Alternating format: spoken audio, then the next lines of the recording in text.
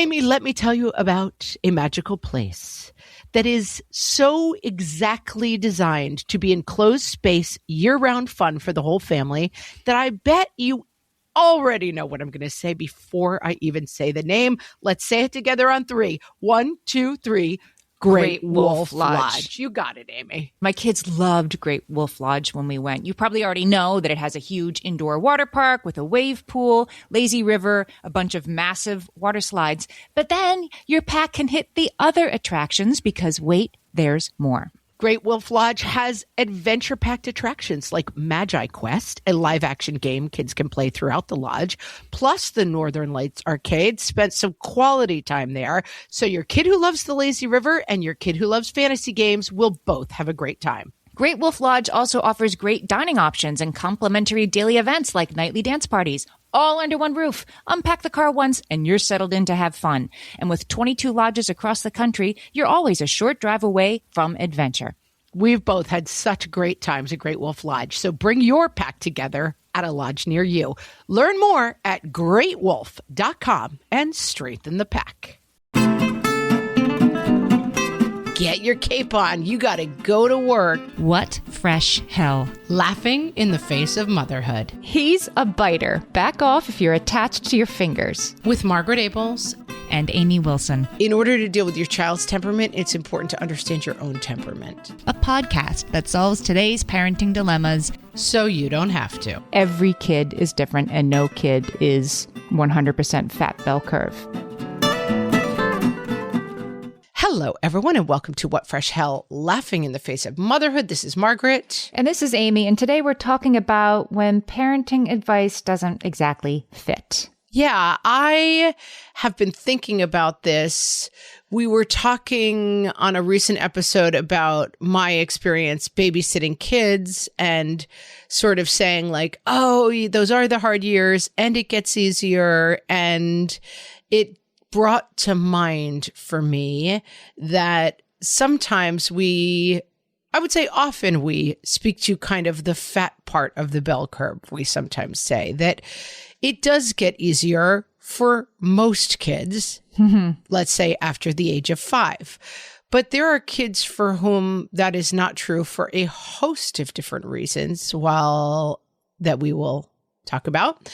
Yep. I am going to start with this quote from an article called One Size Doesn't Fit All. It is by Sarah Lyons.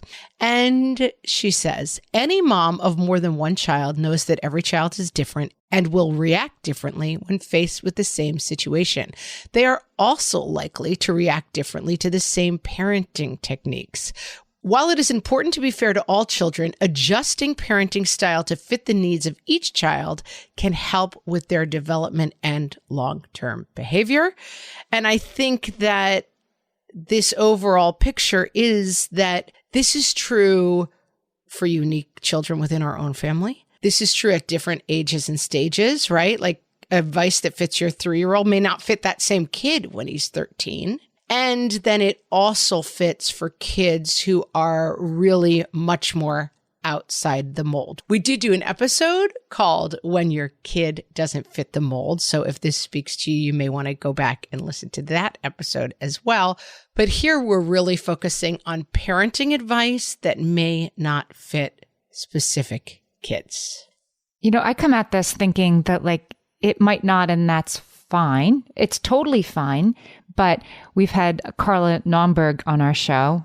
She's like Steve Martin on Saturday Night Live. We've had her on twice because we like her so much. And anyway, she's a repeat guest.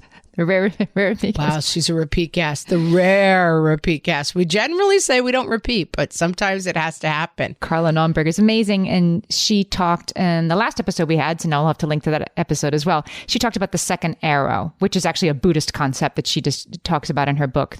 That the problem is like something happens and then you feel the second arrow of shame on top of this. And what I mean is, when parenting advice doesn't fit your kid, that's okay that it doesn't fit your kid, but you feel, I think, then either a little bit of shame that doesn't fit your kid or anger, like, well, you're not talking to my kid right now, both of which, like, all of those things can be true. It's fine that a parenting advice doesn't fit your kid, but the problem is, do we have a problem with that? And then, of course, the problem is, what do we do instead? Absolutely. I think that's exactly right. And that you just sort of feel like there is a default world in the same way that when the peach crayon is labeled flesh colored, that is not everyone's flesh color. That is saying that like, we're talking to the important people, the white people, the peach people. Right. The regular skin color is white, right? That the default is peach and that everyone else then is excluded, left out, or in the worst case scenario, like actively, we don't want you here if this is not the color of your flesh. I think a lot of times, as with the peach crayon, that is not intentionally harmful, but it is passively harmful and it is still therefore harmful. It's that second arrow. Like I'm thinking of, this is years ago, I talked about taking my kids to a family funeral. It was my brother-in-law's father. So it was not somebody that my kids knew really at all. And they were pretty little. And I took them to this long funeral mass and I just explained to them ahead of time that their uncle was going to be very sad. And what they needed to do was they needed to sit there. And I'm like, I think sometimes we can get good behavior from kids. People seemed very surprised that they were able to sit for an hour. I'm like, well, I just talked to them right before we went in. Like, this is so important to your uncle. So you're really going to do this. And I was proud of them, but I felt like it was possible because I don't play that card often. And I remember somebody writing in and being like, well, my kid's not neurotypical and my kid never be able to do that. Like, easy for you to say. It is easy for me to say. Like, you're totally right. That's easy for me to say. But what I was certainly not intending to do is say to this woman, I'm judging you, person who wouldn't bring her kid to a funeral because her kid wouldn't be able to handle that. You're right. My kids were in the fat part of the bell curve on that. And it was hurtful to somebody who perceived my thinking her kid outside of that wouldn't be. I wasn't even thinking about her kid. Of course she was. And there's the pain is in the gap. Yeah. And we do say often on the podcast that we are trying to call experts and information, but fundamentally we are speaking from our own experience. So that to say, here's a tip. If you only pull this card every once in a while, and you really right before you go in, say you've got 1 hour and you promise something good on the other side, like that will help kids sit still. You're not every time defaulting to this only works for neurotypical kids, right? I have 3 kids, 2 could do it and 1 would struggle with it. We've talked a lot about kids who are, well, put these kind of scaffoldings in place. We know for our kids, those wouldn't work. We've talked about people who say they'll eat when they're hungry. We've both had kids who will not eat when they're hungry. And I know kids who are food restricted to the point where they only eat 3 different foods, and that's peanut butter only if it's the right consistency and brand. Right. That's not Jiffy peanut butter. That's only Skippy non-crunchy, right? And so sometimes this advice, I think that it is difficult to speak to everyone's experience. Roxane Gay says this all the time. You may not hear your experience reflected in what I am saying, but that doesn't mean I'm invalidating your experience. But it can be really difficult. It can be, so you receive this as invalidating your experience, right? So that's why this is hard. So let's talk about a little bit what kinds of kids we might be talking about. Okay. Kids who have developmental delays. Kids who have intellectual or physical differences or disabilities. Kids who have particularly unique temperaments, kids who speak English as a second language, kids who have food allergies, kids who are highly sensitive, whether that means sensitive to light or emotionally sensitive, kids who have mental health diagnoses. This list could go on for months, but there are lots of reasons where typical parenting advice may not work for your kid. A kid who has a mental health diagnosis, who you say like, always remain consistent in your rules. The rules actually might have to change depending on where that kid is day to day or overall in their journey. And so there's lots of examples of this.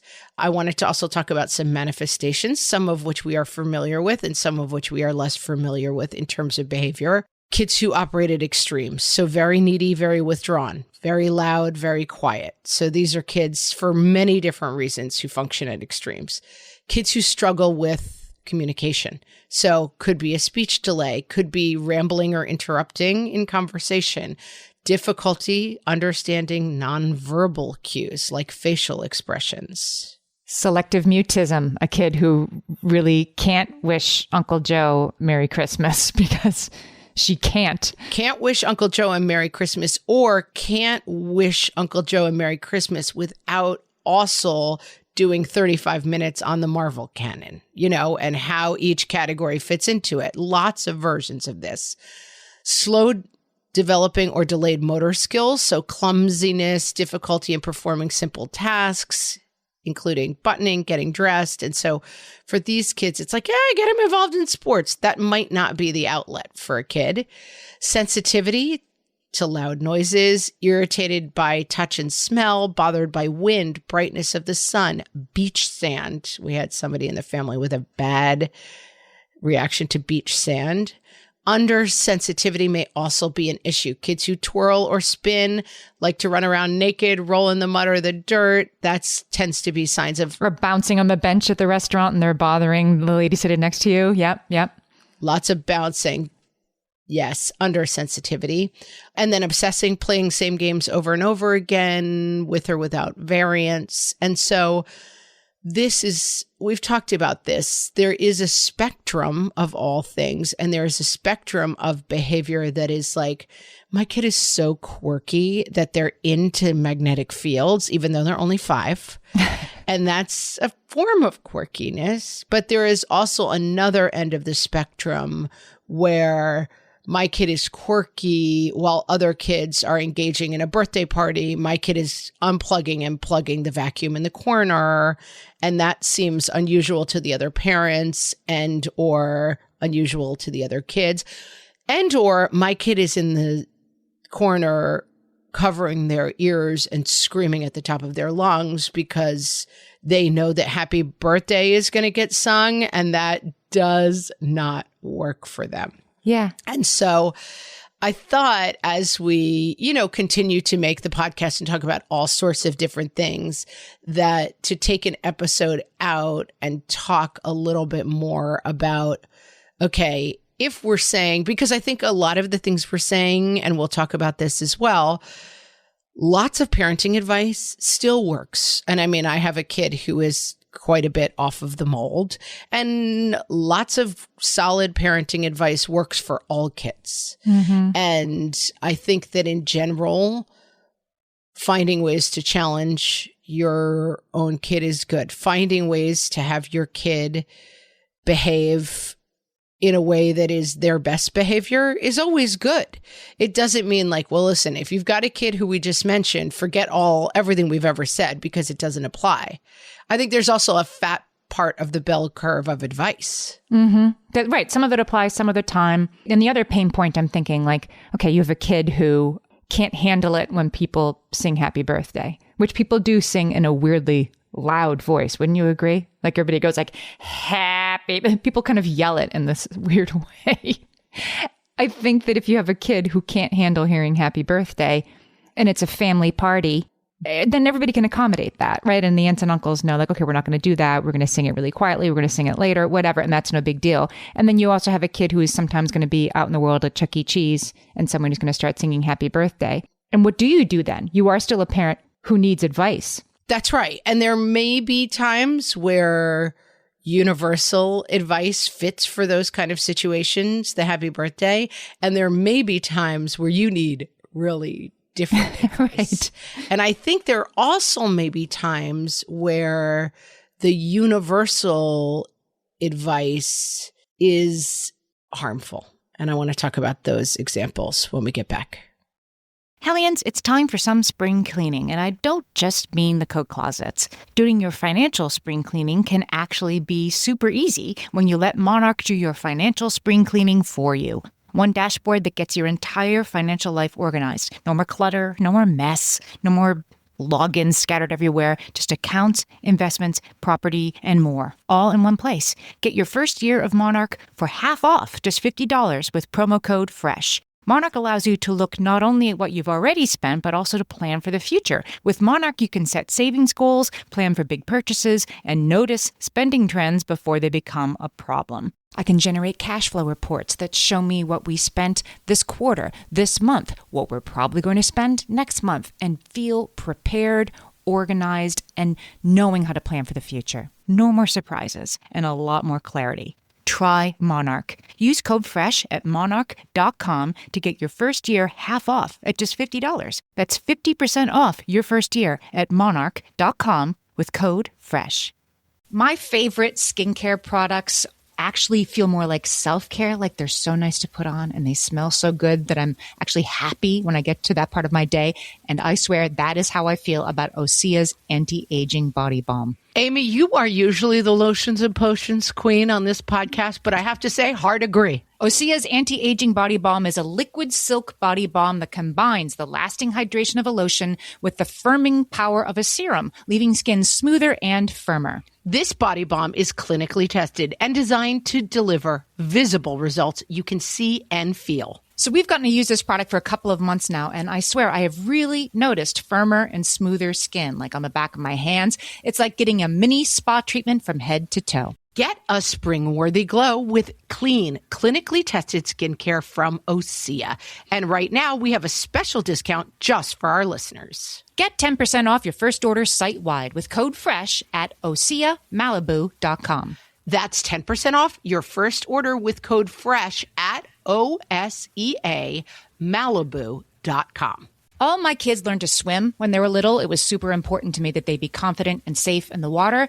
There was only one problem with that: taking them to swim lessons. I mean, the pools were freezing. There were always cranky adults doing laps right there. And it was definitely not, for any of us, what you would call fun. Amy, heard. But now there's Goldfish Swim School. Goldfish takes a really thoughtful approach to swim lessons, combining research-based teaching with a warm, kid-friendly environment that actually helps kids thrive in the water. Every detail at Goldfish is thoughtfully designed to create a golden experience, from shiver-free, warm indoor pools to comfy waiting areas for parents to professionally trained lifeguards on deck. Goldfish uses an approach called the science of swim play, which combines guided play with proven teaching techniques to help kids learn to swim, build water safety skills, and gain confidence, all at their own pace.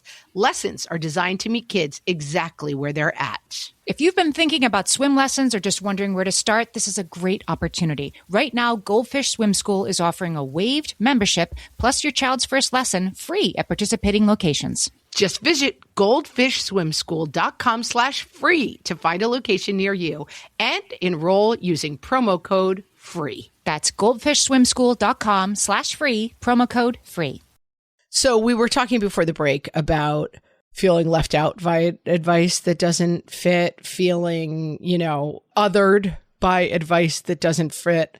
And I think that there can also be times where advice that doesn't fit can be actually harmful. So let's talk about that.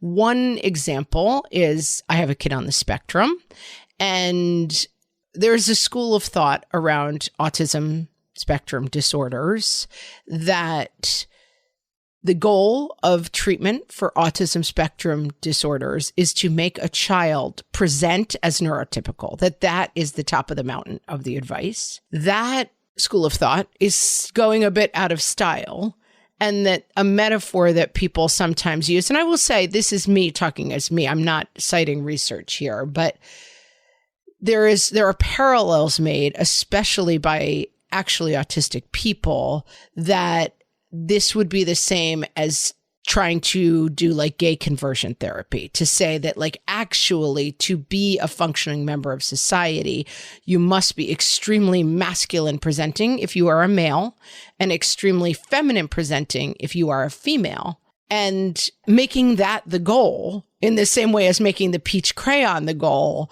it just naturally excludes people. Right. You're flaunting your homosexuality. I'm not saying this. I'm quoting this. I just was watching a documentary last night about people in the 80s. Like, he never flaunted his homosexuality, by which they meant he never acted like himself. like himself in front of us. Yes. Don't flaunt your autism. And I think that this is an area where in that parenting advice is societally based, which in some ways is appropriate, right? Like a kid running around a fancy restaurant, grabbing food off of other people's plates is unacceptable to us as a society. We have decided that. I was recently at a showing of Mission Impossible at 8 p.m. and the people next to us had an 18-month-old with them who chatted throughout the movie, cried at different occasions, and then at some point, in order to calm the baby, they put the Mickey Mouse Clubhouse on an iPad without headphones. And we were just sort of like, we're outside the social contract here, people. Like, I don't want to yuck your yum, but no, this is not acceptable. And you weren't like, excuse me, I host a popular parenting podcast, and I just wanted to say, you might want to listen to our episode. Yes. No, you did none of those things. You told me you just were annoyed and watched the movie. You're like, there's nothing I could do here. We tried glaring, but then, it was one of those dilemmas of like, right. Okay, they've already brought an 18-month-old to Mission Impossible. They're not really, yeah. They've already broken the social contract. And so do we now want to get into the like 20-minute fight of take your baby out? No, how dare you? This is my baby. And then we're fighting, and then everybody misses the movie, and then we miss the movie. And then best case scenario, the baby gets taken out, and then they hate us for the rest of the movie, and it's awkward. We just couldn't quite figure it out. So anyway, we just sort of instead the whole way home where we were like, that was crazy. But getting back to our example of like, I think it's always worth examining whether our social constructs work for all people. An example for kids on the spectrum is eye contact, right? That eye contact is part of our social construct, that looking people in the eyes is considered polite, professional. It's considered something that we should train our children to do. Look at Mrs. Wilson when she's talking to you, right? That's something that's said. Mm-hmm. It is a classic trait of autism that kids and adults on the autism spectrum struggle with eye contact, that it is sensory overload for them. So it is worth examining whether or not the advice of you should make eye contact with people is worthwhile. And here is JJ McLeod writing for The Mighty about her son with autism and talking about how she gets a lot of advice on how to cure her son of autism. So much advice comes from the pervasive idea that autism needs to be cured. I don't want to medicate my son or make strict diet changes to make him easier to manage. I don't want him to sleepwalk through life because meltdowns are embarrassing and frustrating. His meltdowns are an indication of a deeper and often unseen problem of anxiety control or sensory issues. They are something to be understood, not cured. Some things associated with autism, such as self-harm, are absolutely important to address and can't be ignored, but it doesn't mean we're curing him. Mm-hmm. And I think that this is where we get into problems around like, here's how it is important to make your kids sit still, for example, in the instance we've used before. There are many kids, and this is something we're figuring out in education.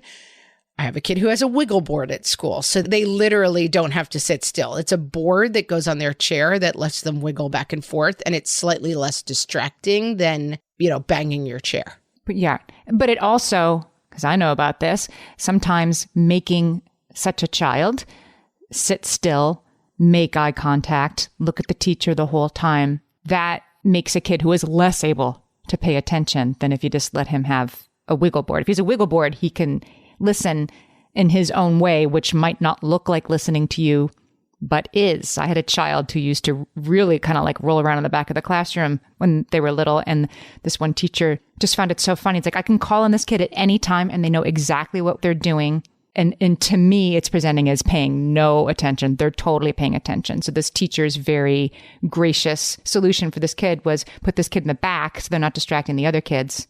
And then I just check in every once in a while and absolutely they're paying attention. But when I tried to put this kid right up front next to me and sitting next to me, looking at me, sitting still, because that's what paying attention would be like for me. It was a disaster. Right, because they're putting all their attention into sitting still. Let's imagine that you have 100 units of attention and that to learn the planets, you need 90 units of attention. But if you are being asked to sit still and sitting still takes 80 units of attention for you, right, you don't have enough units left to learn the planets. That's right. But even that kid, I'm speaking from my own kid in that situation, even that kid, there are times when he has to sit still and maybe it's not in class to learn, and maybe it is. It's such a hard thing because it can't be like nobody can ever have an expectation of my child because my child lives outside the expectations of the world. But that child is now, 18, right?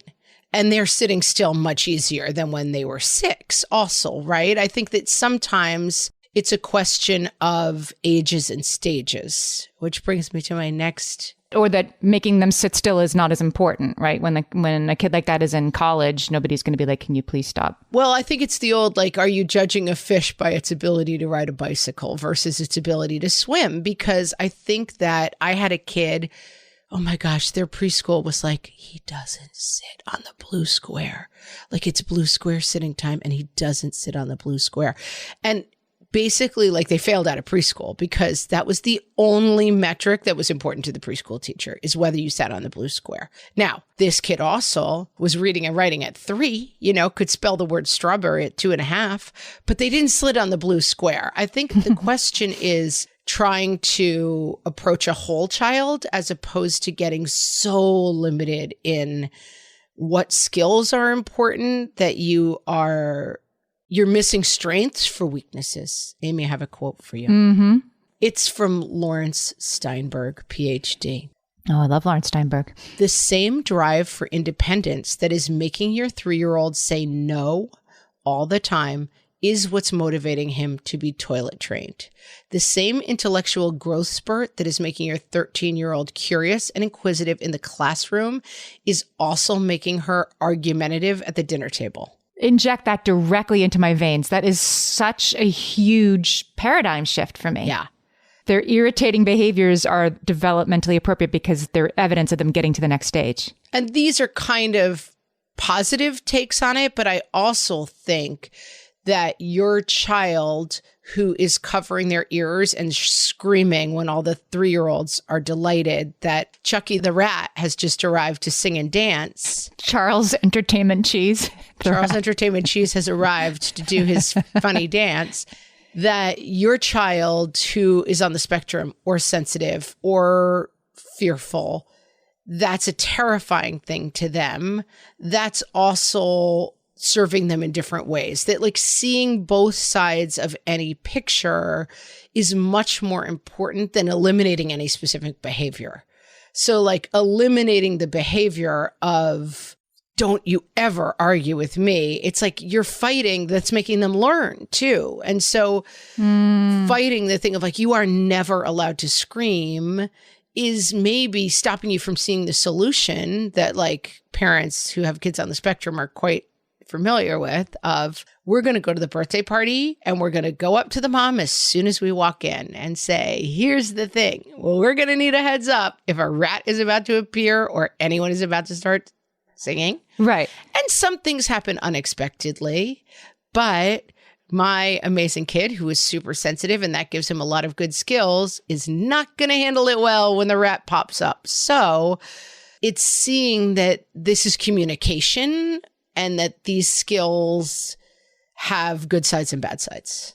I feel like that is a very good piece of parenting advice for those for whom typical parenting advice might not fit, that you need to sort of, that's a perfect thing you could do to sort of make the other people in a situation aware without asking them to like not have Chuck E. Cheese come because your kid might not like it, right? There's a gray area between your kid has a change for the world and your world has a change for the kid, which is like, can you help me with this one thing? And I think both things can be true, that like a world in which my child in a wheelchair cannot participate in 14 of the 15 travel camp activities is unacceptable. A world in which everybody is okay with my kid screaming at the top of their lungs in quiet places is also probably not going to happen. And so there is another fat part of a bell curve where like, where can we bring our kids in and where can we push the world to accommodate our children better? And that finding those balances, I think, is super, super important. And I think I probably tend a little too much to like, I'm going to make my kid fit the world and I'm going to push my kid with differences to thrive. I also have a kid with differences who has those abilities. You know, I mean, I read somewhere and I should have made a note of it, but it was talking about how some teachers, like how teachers can deal with kids who have differences. And she said and I thought it was really interesting, and I hadn't thought about it this way. It's sometimes the kids who are closest to functional who we are hardest on. Because a kid who you can see a very clear difference, you're going to, because most people are fairly decent, you're going to go out of your way to say like, oh, okay, you have a limb difference here, which will make it hard for you to do this very particular activity. I will go out of my way to accommodate. Look at me doing it. It's great. Whereas a kid who has like an attention difference that's a harder thing to lock into, you're going to have a harder time constantly being accepting of a difference that is a little subtler, which is hard. I have a thought about that. Let's take a break. I have a response that might help. You know that thing where you get an amazing pair of shoes at a really great price and want to tell everyone about it? Yeah, so do we. Here at Designer Shoe Warehouse, we'll give you something to brag about, like the latest styles from brands you love, or the trends everyone's obsessing over, or shoes that make you feel like, well, you. So go ahead, show off a little. Find shoes that get you at prices that get your budget. Head to your DSW store or DSW.com today. DSW, let us surprise you. Amy, when I'm having a good hair day, it usually makes my whole day better.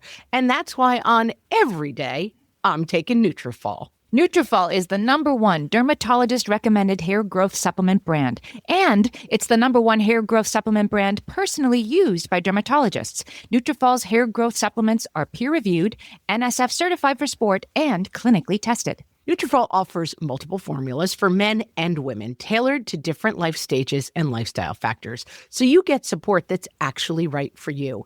Adding Nutrafol to your daily routine is easy.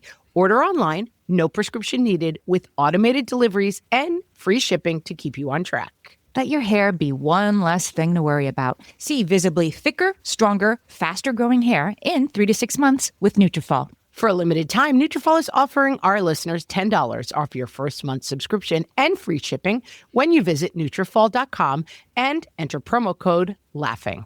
That's Nutrafol.com, spelled Nutrafol.com, promo code LAUGHING.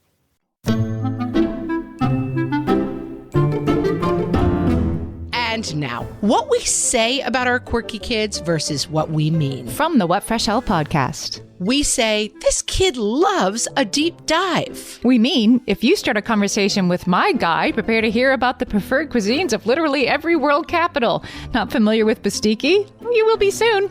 We say, he's so spirited. We mean, he's a biter. Back off if you're attached to your fingers. We say, she is a unique student. We mean, I get a lot of calls from the principal's office. Like a lot. We're on a first name basis. We say, yeah, she is doing sports. We mean, yeah, that's her, standing in the outfield, dressed as Darth Vader, and completely ignoring the ball, the coach, and all the other players. We say we wouldn't change a thing about them. We mean we wouldn't change a thing about them. This has been what we say about our quirky kids versus what we mean about our quirky kids. From the What Fresh Hell podcast.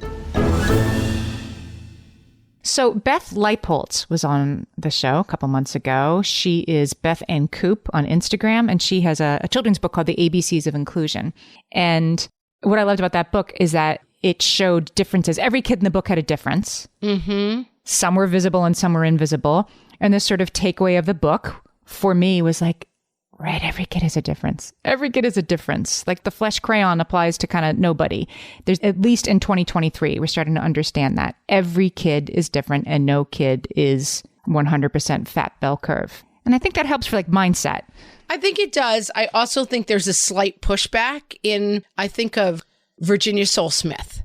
We were talking about existing in a bigger body. And that one of the things was, you know, if they're doing like, they weigh your kid at school. And I kind of said, oh, we don't do that kind of stuff. Like we just turn that kind of thing down because I've thought a lot about weight stuff. Yeah. And she said, yes, but it is easier for a person who appears to be more standard size to do that than a person in a bigger body. And I am a person in a kind of medium body. I'm not, I don't think whatever the categories is, I understood that I'm on one side of that spectrum as a fairly like a slightly larger but athletic looking person. And that is more challenging than a person who is in a bigger body. For me to say I'm not going to do it is different for them to say. Yeah. And I think similarly, yes, everybody is different, but like my kid likes the Ramones and has a mohawk is different than like my kid screams and rocks during family events. That the difference is, yes, everybody has a difference, but it is different for people for whom they are way outside the fat part of the bell curve, I would say. Yeah, right. And that's what we're talking about. Like, where do you find advice and how do you sort of set aside, though they're not talking about my kid, I guess? Here is some advice from Sarah Lyons, who we were talking about earlier, from One Size Doesn't Fit All, her article. First thing, and I think this is the key, and we've all done this. Do your research, figure out your child's temperament, and find advice that fits your child. I pulled a couple of examples of books that we've talked about and a lot of these people have been guests on our podcast. Hopefully, if they haven't been, we will get them on. The number one book that I think about for this topic is Far From the Tree, the Andrew Solomon book that we've talked about a lot. It changed my whole perspective on like life, parenting, everything. It is about kids. The idea is the apple doesn't fall far from the tree, but what if it does? These are kids who have significant differences from their parents. And how their parents are dealing with that, right? Like it's definitely not about how to make your kid more like you, but how to become more accepting of a child whose lived reality is completely separate from yours. Yeah. And it's much more of like a anthropological book than it's not an advice book at all. It's a study. But I thought it was super interesting and gave me a lot of interesting ways to think about this. The Explosive Child, Dr. Ross Greene, we've talked about that one a lot. Not What I Expected is a book by Rita Eichenstein and Daniel Siegel, and then Differently Wired, Debbie Reber, who we have had on the podcast. Next point from Sarah Lyons, do a self-check. This is a two-way street, and we talk about this a lot with the kind of generic advice, and I think it's really interesting. In order to deal with your child's temperament, it's important to understand your own temperament. And I think, and we have talked about this as well, there is a reckoning and an acceptance phase about having a child who has differences that we underestimate the amount of work it takes. Mm-hmm. Right. And how painful it is when somebody expects kids to be able to do something that your kid can't do, like that second arrow. I think that's part of the process for the parent. And that acceptance is a huge part. I know for myself on my own journey, like I had somebody early on when my child was very young kind of say, well, this is your kid and this is what they'll never do and what they can't do. And it kind of put me back on my heels. And I was like, that's not my kid. And I stayed in that place for way too long of like, this is who my kid is and isn't. That I found out in the long term doesn't really matter. Like, what does your kid need today, tomorrow, next week is more important than like, what do people think this is? What are the words? Are there stigmas? Like just figuring out like what we need to be doing here is what's ever best for this kid next. Mm-hmm.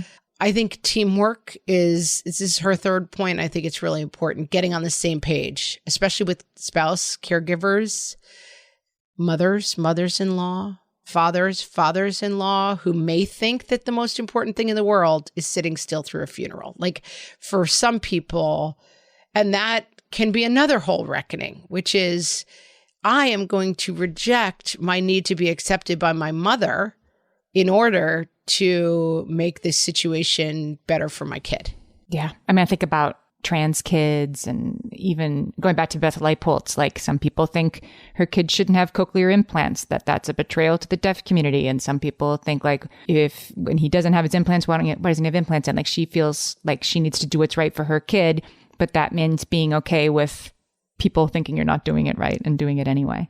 Sure. And I definitely think as you leave the fat part of the bell curve, you get more into opinions and advice about how it should be done. I think that that's right. That like the more because the communities are maybe smaller, more vocal, lots of opinions, right? That like if you have a limb difference, like wearing a prosthetic is great or terrible. And many different people are weighing in. And sometimes you're trying to find community, and then you get into that community and the opinions are very strong. And right, there's lots of people who say lots of things, and seeking out, I think this self-check part is so, so crucial. Yeah. Here's another set of advice from Dana Bosu, who we've quoted for sure before on the podcast. Okay. Try to pinpoint what makes your child different, which can be different than a diagnosis, right? So like there's an old expression, if you've met one kid with autism, you've met one kid with autism. So pinpointing like, okay, my child has an autism diagnosis, but what's the problems that we're seeing? Is that a problem with independence? Some kids with autism, extremely independent. Some kids, not so much. Is it a problem with aggression? Some kids with autism, aggression, some none, right? Some kids with mental health diagnoses, aggressive, some none. Do they struggle with peers? Like try to really dial in on what is going on with your kid, not what is going on with kids with autism. I'm making quotey fingers. Yeah. And I think when you're just saying this kid has problems with aggression, problems with independence, like again, also like whose problem is it? Is it the problem your kid is having or the problems other people are having with your kid? I remember talking to someone when my kiddo was first diagnosed, and they said that to me. If it's not a problem until it's a problem for you and your family. And I thought, that's good advice. Like it's a problem. And that problem might mean like, to me, it's a problem if we spent a lot of time traveling, a lot of time on planes. Like it was a priority for me to figure out how to get my young, sensitive kid onto a plane without it being an absolute nightmare experience. Again, that's something that my child was able to do and able to accommodate. If that had not been, then the problem would have been how to find a location where we're most comfortable and we can see the most people the most parts of the time. Defining the problem is really important in order to define the solution. Find a community. This is great. It's actually easier nowadays, I think. Like there's a book for you. There's a community for you. You may find a community that this is the exact definition of yourkid.com. And you may find that those are not your people. Like find the community that works for you. Yeah. Trust yourself. My kid needs to be independent may not be good advice for a kid that wanders off, right? One of my kids was a runner. I knew every gated playground. So people may say like, it's really important for a 6-year-old to be able to find their way home from the park. That's not good advice for a kid who does not know to stay out of the street. Like don't try to make your kid fit advice that doesn't fit them. Right. And that's the part of the work that's just for you. Like just say, okay, that's not for me. That's not meant for my kid. I'm going to spend zero time feeling bad about that or mad that that person who's never met my kid is ruining my day by saying a kid should be allowed to walk home by themselves. Right. And if you have a family member who thinks the most important thing a kid could ever do is walk up to people and greet them with a handshake and eye contact, you may have to say, that's not our kid. This is how my kid greets people, and it's not that way. And then the final piece of advice that I push back on a little bit is advocate for your family. I think that's right. Anybody with an IEP for their kid knows it involves a lot of advocacy, and you have to fight for the right services for your kid. You have to fight for the right for your trans kid to be included. Whatever the fight is, you're in it by the virtue of having that kid. And we've had a lot of people say they're kind of accidental activists, whether having a Black kid in a school that is primarily white and figuring out like how to make your culture and your voice heard in that situation. I will say, I think sometimes this is really intimidating for parents. And like, I was very much somebody who resisted, like, oh, I don't want to be a special needs warrior mom. I just want to get through the day. I just want to be able to get on a plane. I just want to be able to do these things I want to be able to do. But I got a job. I got 2 other kids. I got a husband. I got hobbies. I got a busy social life. Like, I don't want to put on a cape and become a superhero. I just want to get through the day. And I think that sometimes the you're your child's greatest and only advocate, that like the advice for moms is like, figure it out, but really take care of yourself. And then the advice for special needs moms is like, get your cape on. You got to go to work. And then right. Think of nothing else ever. Right. Think of nothing else ever, because your new job is change the world. And right. I think that you can also reject that advice too.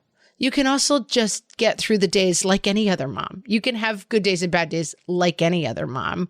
You don't necessarily have to become Captain Save the World because your kid has a diagnosis. You could just find your way through and make the best of every day. You solved it. You really did solve it this time. Solved it. Been there, done that. And I've been in the outside part of the fat part. And I know that a lot of my friends and peers and colleagues have been way outside the fat part of the bell curve, and it's hard out there. And for those times that we have spoken and excluded people in our audience, you know, it's something that we try to think about. It's something that we try to work on.